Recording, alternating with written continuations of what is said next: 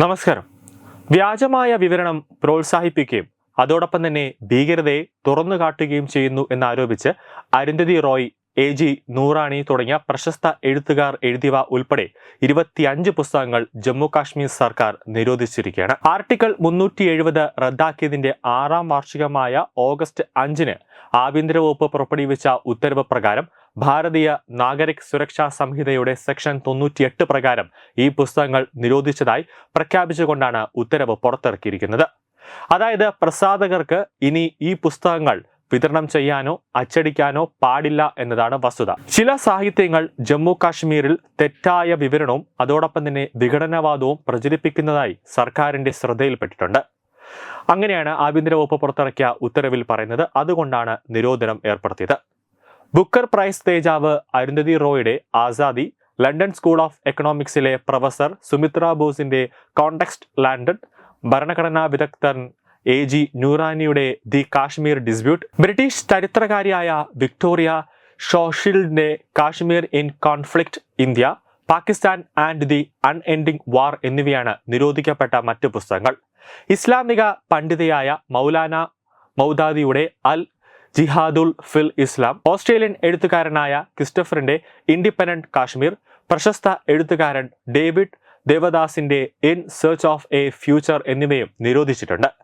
അന്വേഷണത്തിന്റെ അടിസ്ഥാനത്തിലും കൂടാതെ രഹസ്യാന്വേഷണ വിഭാഗത്തിന്റെ റിപ്പോർട്ടിൽ നിന്നും ലഭിച്ച വിവരങ്ങളും തെളിവിന്റെയും അടിസ്ഥാനത്തിലാണ് ആ ഒരു പശ്ചാത്തലത്തിലാണ് ആക്രമണത്തിലും ഭീകരതയിലും യുവാക്കളുടെ പങ്കാളിത്തത്തിന് പിന്നിൽ ഒരു പ്രധാന പ്രേരണ ഘടകമായി ഈ പുസ്തകങ്ങൾ മാറുന്നുവെന്നാണ് അന്വേഷണത്തിൽ കണ്ടെത്തിയത്. ചരിത്രപരമോ രാഷ്ട്രീയമോ ആയ വ്യാഖ്യാനങ്ങൾ എന്ന വ്യാജേന നിരന്തരമായ ആന്തരിക പ്രചാരണത്തിലൂടെ തെറ്റായ വിവരങ്ങളെല്ലാം ഇതിൽ അടങ്ങിയിട്ടുണ്ട് എന്നാണ് ആഭ്യന്തര മന്ത്രാലയം പറയുന്നത്. അതുകൊണ്ട് തന്നെയാണ് നിരോധനം ഏർപ്പെടുത്തിയത്. യുവാക്കളെ വഴിതെറ്റിക്കുന്നതിലും ഭീകരതയെ മഹത്വൽക്കരിക്കുന്നതിലും ഇന്ത്യക്കെതിരെ ആക്രമണത്തിന് പ്രേരിപ്പിക്കുന്നതിലും ഈ സാഹിത്യം നിർണായകമായ പങ്ക് വഹിച്ചിട്ടുണ്ട് എന്നാണ് രഹസ്യാന്വേഷണ വിഭാഗം റിപ്പോർട്ട് ചെയ്യുന്നത്. ചരിത്രപരമായ വസ്തുക്കളെ വളച്ചൊടിക്കൽ, തീവ്രവാദികളെ മഹത്വൽക്കരിച്ചുകൊണ്ട് അതിനകത്ത് പുസ്തകത്തിൽ പരാമർശിക്കൽ, സുരക്ഷാ സേനയെ അപകീർത്തിപ്പെടുത്തൽ, മതപരമായ തീവ്രവാദം, ആക്രമണത്തിലേക്കും ഭീകരതയിലേക്കുമുള്ള വഴി തുടങ്ങിയവയാണ് ജമ്മു കാശ്മീരിലെ യുവാക്കളെ തീവ്രവാദത്തിലേക്ക് തള്ളിവിടുന്നുവെന്ന കണ്ടെത്തലിന്റെ അടിസ്ഥാനത്തിലാണ് ഇപ്പോൾ നടപടിയെടുത്തിരിക്കുന്നത്. അതായത് ആഭ്യന്തര മന്ത്രാലയം പറയുന്ന ഒരു പ്രധാനപ്പെട്ട കാര്യം, ഈ അരുന്ധതി റോയുടെയും അതോടൊപ്പം തന്നെ നിരോധിച്ച മറ്റ് 25 പുസ്തകങ്ങളും ഈ തീവ്രവാദത്തിലേക്ക് കുട്ടികളെ അല്ലെങ്കിൽ ഈ വായിക്കുന്ന വായനക്കാരെ അതിലേക്ക് വഴി തുറന്നു വിടുന്നു എന്ന രീതിയിലേക്ക്, അതായത് തെറ്റായ സന്ദേശം ആ ബുക്കിന്റെ ഉള്ളടക്കത്തിൽ അടങ്ങിയിട്ടുണ്ട് എന്നാണ് കേന്ദ്ര മന്ത്രാലയം പറയുന്നത്. അത് ഭാവിയിൽ ആരെങ്കിലും ആ ബുക്ക് വായിച്ചു കഴിഞ്ഞാൽ അവരുടെ മൈൻഡ് തീവ്രവാദത്തിലേക്ക് അല്ലെങ്കിൽ സൈന്യത്തെ അപമാനിക്കൽ അല്ലെങ്കിൽ ഭീകരാക്രമണത്തിലേക്ക് പോകുന്നു, ആ ഒരു ലക്ഷ്യത്തിലേക്ക് പോകുന്നു, അല്ലെങ്കിൽ തെറ്റായ ഒരു സന്ദേശം ആ ബുക്കിന്റെ അകത്ത് ഉണ്ട് എന്ന് കണ്ടെത്തിയതിന്റെ അടിസ്ഥാനത്തിൽ വ്യക്തമായ തെളിവിന്റെ, അതായത് ആരോപണത്തിന്റെ അടിസ്ഥാനത്തിലല്ല, വ്യക്തമായ തെളിവിന്റെ അടിസ്ഥാനത്തിലാണ് ഒരു നിരോധനം ഏർപ്പെടുത്തുന്നത് എന്നാണ് കേന്ദ്ര ആഭ്യന്തര മന്ത്രാലയം പുറപ്പെടുവിച്ച ഉത്തരവിൽ വ്യക്തമാക്കുന്നത്. ലഫ്റ്റനന്റ് ഗവർണർ മനോജ് സിൻഹയുടെ ഉത്തരവ് പ്രകാരം ആഭ്യന്തര വകുപ്പ് പ്രിൻസിപ്പൽ സെക്രട്ടറി ചന്ദ്രഗീർ ഭാരതിയാണ് ഇത് സംബന്ധിച്ച ഉത്തരവ് പുറപ്പെടുവിച്ചത്. നിരോധിച്ച പുസ്തകങ്ങൾ വിഘടനവാദത്തെ ഉത്തേജിപ്പിക്കുന്നതും ഇന്ത്യയുടെ പരമാധികാരത്തെയും അഖണ്ഡതയും അപകടപ്പെടുത്തുന്നതുമാണെന്ന് കണ്ടെത്തിയതായാണ് ഉത്തരവിൽ വ്യക്തമാക്കുന്നത്. ഭാരതീയ ന്യായ സംഹിത 2023 സെക്ഷൻ 152, 196, 197 വ്യവസ്ഥകൾ പ്രകാരമാണ് ജമ്മു കാശ്മീർ ഭരണകൂടത്തിന്റെ നടപടി. നിരോധിച്ച പുസ്തകങ്ങളുടെ പട്ടികയിൽ വിവിധ രാഷ്ട്രീയ വ്യാഖ്യാനങ്ങളും ചരിത്ര വിവരങ്ങളും ഉൾപ്പെടുന്നുണ്ട്. കൂടാതെ മറ്റ് സാഹിത്യ കൃതികളും നിരോധിച്ച പുസ്തകങ്ങളുടെ പട്ടികയിൽ ഇടം നേടിയിട്ടുണ്ട്. ന്യൂസ് ഡെസ്ക് തത്തമൈ ന്യൂസ്.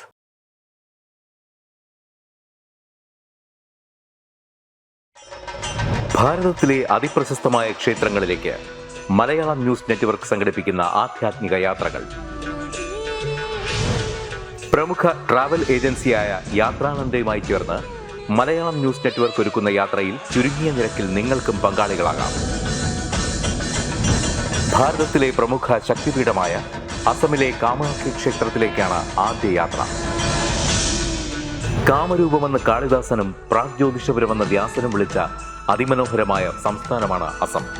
സമമായി മറ്റൊന്നില്ല എന്നാണ് അസമിന്റെ അർത്ഥം. ബ്രഹ്മപുത്ര നദിയും ഹിമാലയവും ദൃശ്യചാരുത കൊണ്ട് അനുഗ്രഹിച്ച അസമിലെ കാമാഖ്യ ഇന്ത്യയിലെ തന്നെ ഏറ്റവും പ്രധാനപ്പെട്ട കാളി ക്ഷേത്രങ്ങളിലൊന്നാണ്.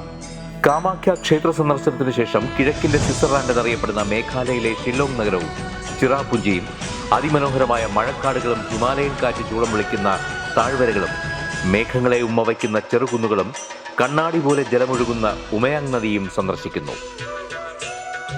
ജീവിതത്തിൽ ഒരിക്കലെങ്കിലും കണ്ടിരിക്കേണ്ട ഈ അത്ഭുത ലോകത്തിലേക്ക് നിങ്ങളെ സ്വാഗതം ചെയ്യുന്നു.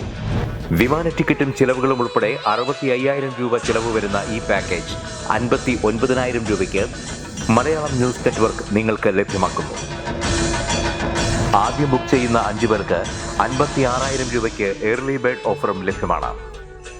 കൂടുതൽ വിവരങ്ങൾക്ക് ഇനി പറയുന്ന നമ്പറിൽ ബന്ധപ്പെടുക. 8089001200 അല്ലെങ്കിൽ 7736549234.